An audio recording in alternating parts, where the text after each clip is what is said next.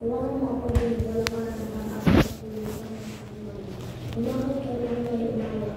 Nahihiyan ako naghihintay sa nalagagilid sa nalagagila at nasasaktan lang ang mga sumasaway na masamang tao.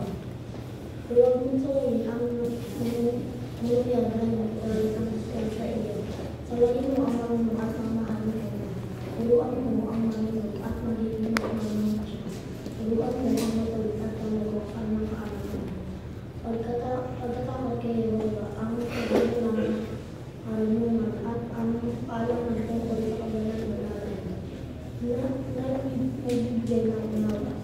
Dahil sa akin, darami ang mga araw niyo at daladalan ang mga taon ng buhay.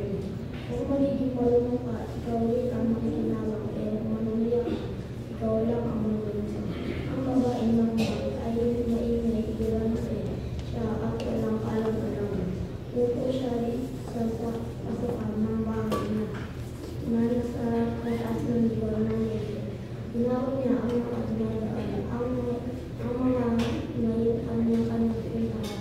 Pumunta rito ang sino ng walang karanasan.